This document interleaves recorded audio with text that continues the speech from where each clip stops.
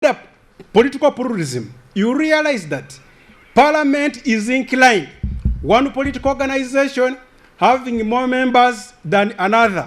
Therefore, you realize that whatever they will pass will be the making of the executive than the thoughts of the people that vote such a parliament as it is enshrined in Article 7 of the Constitution. Therefore, ladies and gentlemen, I'd like to assure you that let the civil society organizations, let the youths come on board. Let us empower the population. Let us nurture the spirit of pluralism. Once the population is nurtured, it will vote wisely. We shall have a balanced parliament, and we shall have this issue of members of parliament that will be suggesting issue in the parliament that will favor the population. Then the other aspect. Thank you very much, Dominic. We have to go. Thank you. Time up. Thank you. As we ask Mr. Kalunji on board, certainly the gentlemen raise very fundamental issues. The first one tells you should have separation of powers through the three arms of state.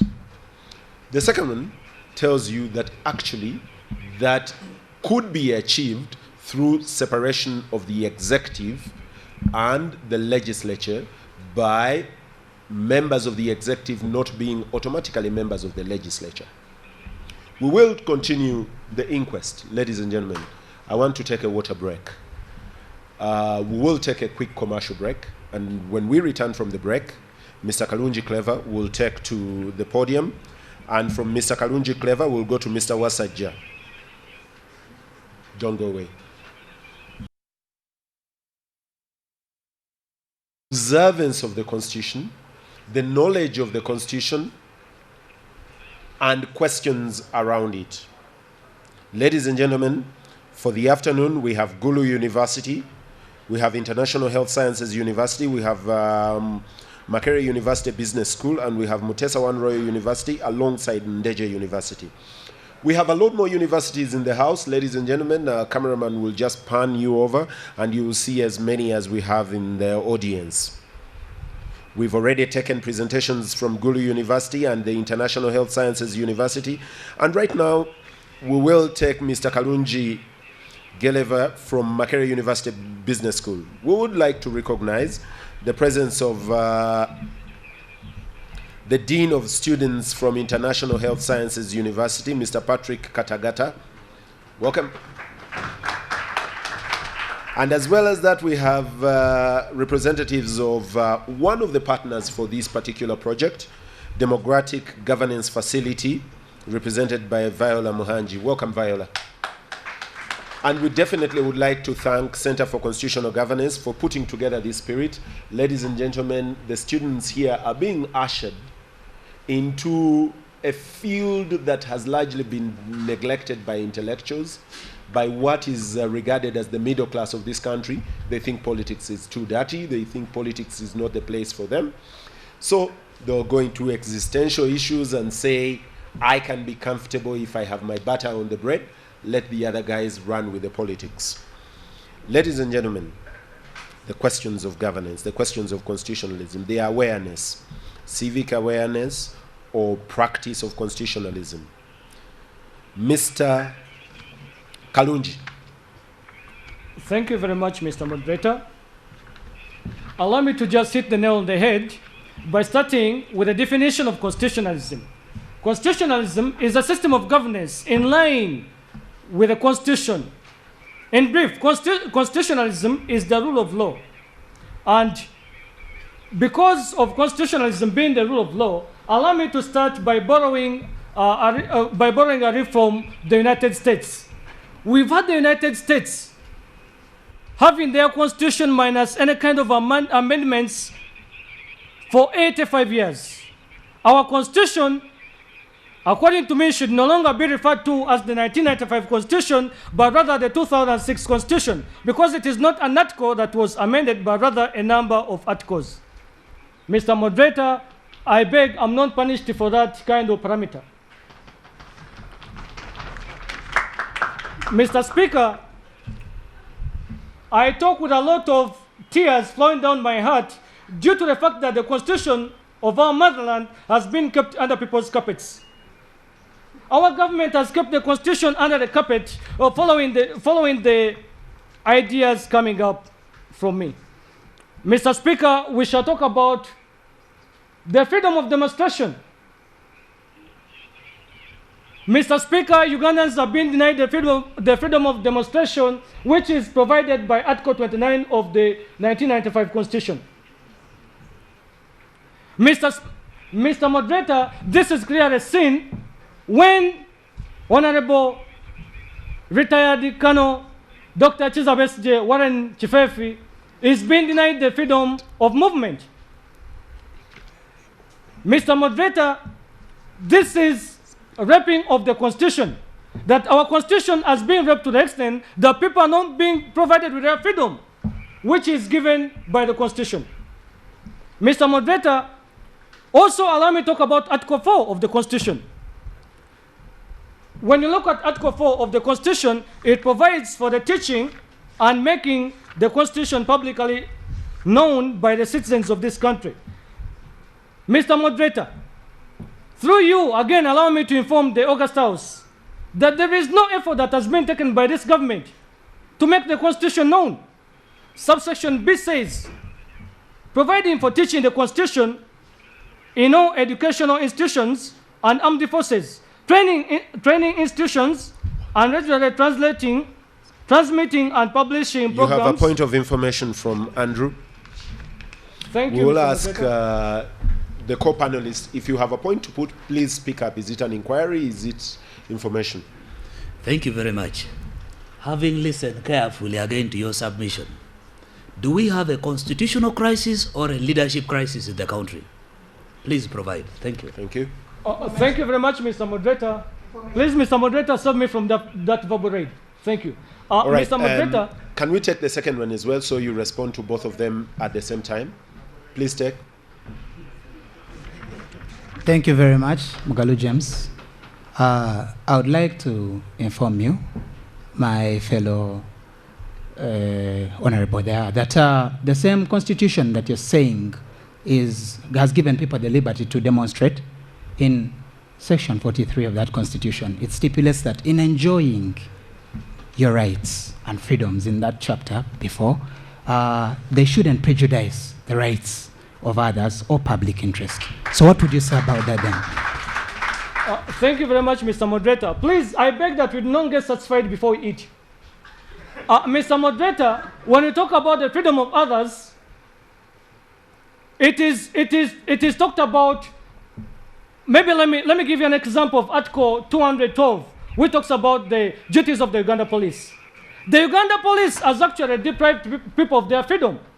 When I'm moving and you try to restrain me from making my movements, that causes my supporters some kind of anger at heart.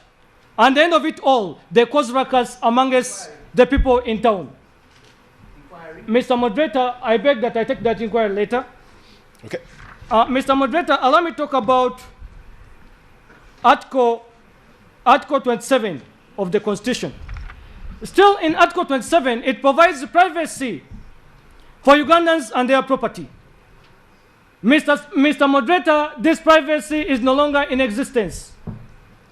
And it is clearly evidenced when we look at what happened in Monta after the issuing of the letter by General Sejusa. Monta lost his privacy in that the Uganda police had to evade the media house for a number of days. In fact, for a week. Each of us is aware about this. Right. Mr. Moderator, we'll take the inquiry and we'll informed take the later. information. Thank you very much. Once again, I would like to inquire from the Honorable over there that you have stipulated, yes, rightfully, Article 212 of the Constitution is the functions of police, and they are supposed to protect and serve. Now you're stipulating that they are stopping people and their supporters from demonstrating. Would you advise a person in Chiseka market per se, who has their property, they are selling them there, to accept BSJ, cause ruckus there, just because you don't want the police to come in? And the police, as a matter of fact, doesn't stop people. Mr. However, The police offers protection and preventative ways Thank you. from demonstrating badly. Thank you very much. I'll ask all gentlemen at the front to address the audience directly. We were cautioned by the speaker that we should not be satisfied before we eat. But he's not cooking the best food. Is it a leadership crisis we're having in Uganda or a constitutional crisis? Thank you very much. Thank you very much, That question Mr. is Moderator. coming the second time. Thank you If very could much, just Mr. put it out Moderator. of the way. Allow me to respond to that question. Are we having a leadership crisis or a constitutional crisis? One leads to another, just like they have told you about subsets. Mr. Moderator, allow me to answer his question as well. Honorable Jimmy, we are talking about the police and Honorable retired Colonel Dr. Chizabes Warren Chifefe going through second market. I'll give you an example of General Mugisha Muntu. In 2012, a renowned journalist, a renowned pressman, advised the government and advised the president that whenever Besje, I'm sorry to say, whenever Honorable Besje tries to make a walk-to-work movement, just allow him. Don't even make the police stop him. Whenever anyone tries to do walk-to-work, just allow them move. And General Mugisha Muntu moved from Mtinda to town. He had no interference. And there was no kind of ruckus in town. What does it mean? Let the police leave people to move the way they want. And you don't see any kind of ruckus. I think you answered. Mr. Moderator, allow me to talk about Article 144. Article 144 talks about the tenure or the tenure of the judicial officials. Mr. Moderator, it is so absurd. And it makes all understanding Ugandans and Ugandans of substance produce tears at their heart. Mr. Moderator, the article clearly says that at the striking of 70 years of age, the judicial officials will be required to retire. But it is very sad and it is very annoying, and it is a clear way, a clear show that the law has been ripped. It is a clear show, a clear elucidation that the law has been defiled. Mr. Moderator, our former Chief Justice Benjamin Odochi is sick and he needs retirement. Mr. Moderator, in my conclusion, allow me to propose and suppose that government should sit down and revisit the Constitution and act accordingly. Act according to the articles and their clauses and their sections.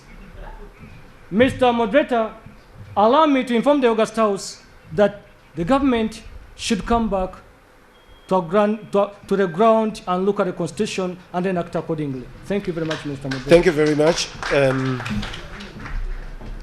Mr. Kalunji from Makerere University Business School. Mr. Kalunji concentrated his presentation on the freedoms and the abuse of those freedoms. Your rights to assemble, your rights to every other, practically the whole Bill of Rights, to put it. Are those being observed? Are they being abused? Ladies and gentlemen, at this moment, I will ask for Mr. Wasajja from Mutesa One Royal University. I'll ask that the gentleman talking to us look straight at the audience and even those that put questions to them. Mr. Wasajja, you have up to 10 minutes. Thank you, Moderator. Ladies and gentlemen, good afternoon.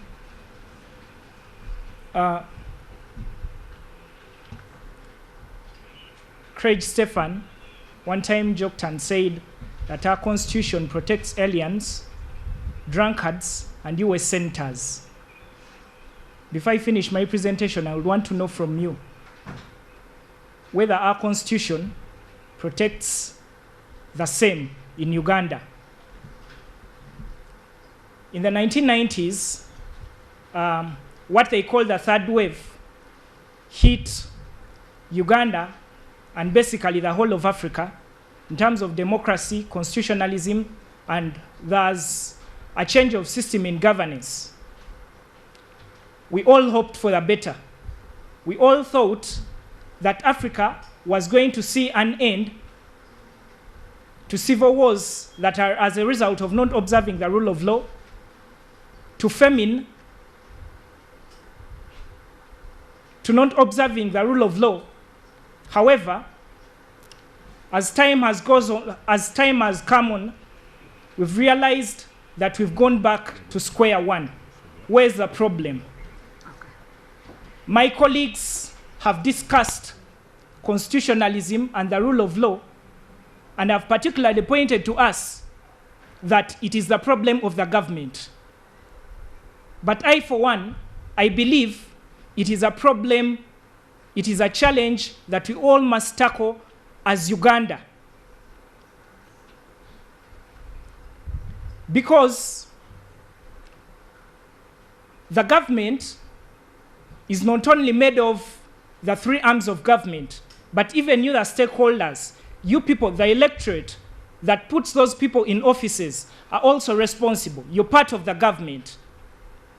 In 2011, when the opposition was trying to demonstrate against the Electoral Commission, they were advocating for electoral reforms.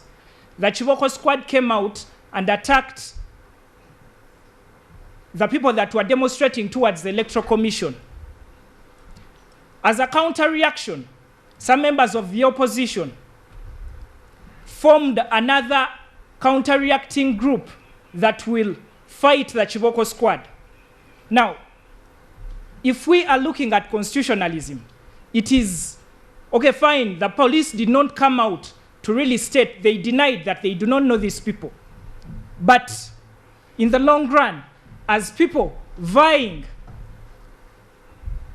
for the bigger office, is it really of sense for us to form another group that is going to beat the other people without even proving their innocence? Now, that is where the problem is coming from. Constitutionalism is a conduct of government in accordance with the Constitution. Information.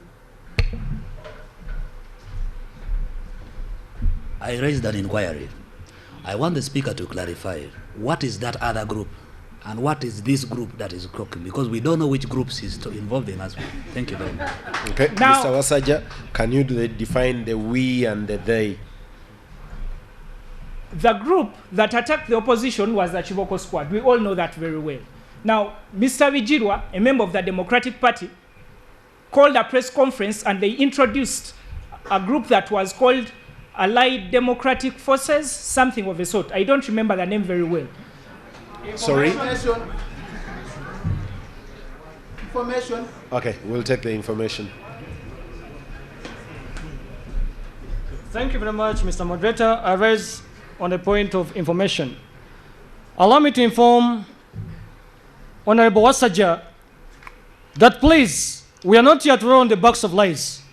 So give us evidential information, not saying something you don't know, but rather give us the facts about that something. Thank you.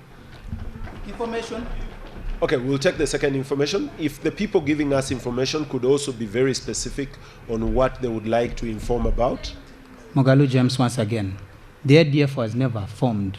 The ADF was was a rebel group, first and foremost. Secondly, I need information about this Chiboko squad. Can you justifiably prove there was a Chiboko squad? You're saying we all know. Me, I don't know about that thing. Now, Jimmy, we are all Ugandans and we've all observed the sequence of events in the political sphere.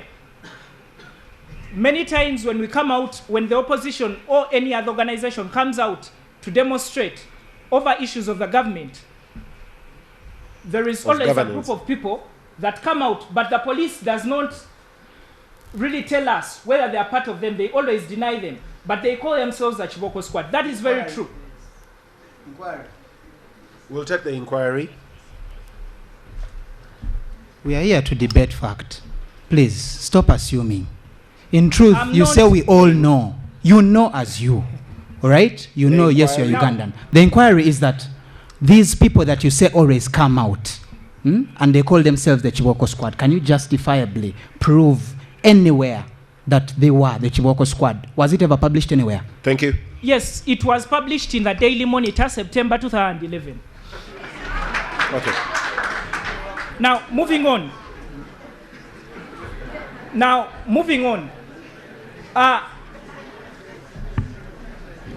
When we are looking at constitutionalism, one, where is the public participation in the rule of law and constitutionalism in Uganda?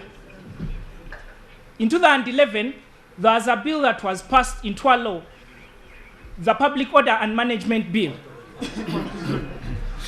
Information. All right. The Public Order and Management Bill seem to ruffle the audience quite a bit. We'll take Andrew and then we'll come back. The information is that the Public Order Management Bill is still yet a bill. It has not been assented into to become a law. Thank you very much. It is still yet a bill, but the point is, it is trying to curtail public participation into governance of Uganda. This is the point I'm trying to make.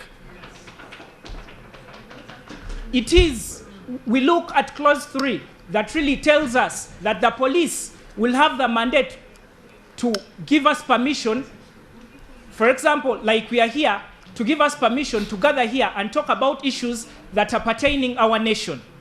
Now, if we are running a constitutional government, where is the participation of the public? Information. Public officials' functions. We want to ask, are the public officers loyal to the president or are they loyal to the state?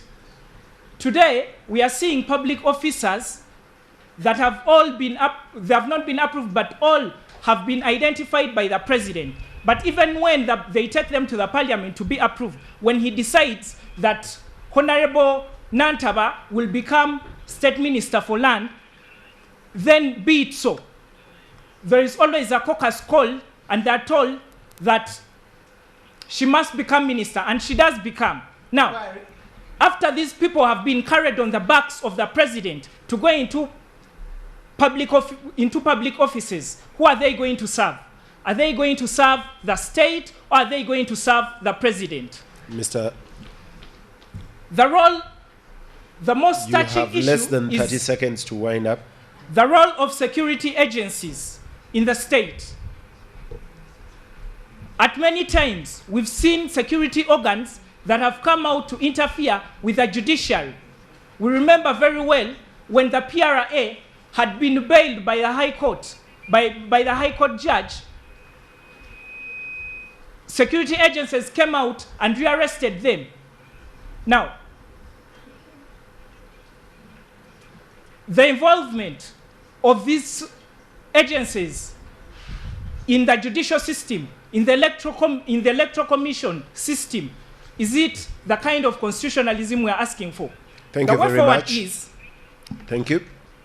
Thank you very much, Mr. Wasajja. Of course, we say the debate keeps touching various tentacles of constitutionalism. Mr. Wasajja initially was asking questions about civic participation.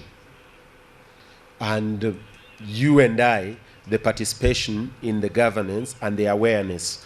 Of course, ultimately, finally, he touches the feet of parliament and whether the legislature actually still own their feet. We will take the final gentleman from Ndeje University, who is Mr. Mugalu James. Mr. Mugalu James, you have the floor. And ladies and gentlemen, after Mr. Mugalu, we will take another break. And after that break, we will open up the debate to you. You will put your questions. You will put your observations. Yes, James. Thank you very much, moderator. All people present, I greet you all in your various capacities. Mugalu James is my name. I represent Ndeje University, and I'm actually grateful for the people who are here and the organization and for the forum to actually discuss these issues. So I think it's been long overdue. Thank you very much, organizers and all. The topic today, or the issue at hand, is constitutionalism, key challenges in observance. Now, unfortunately, I'm not going to quote fancy quotations and everything else.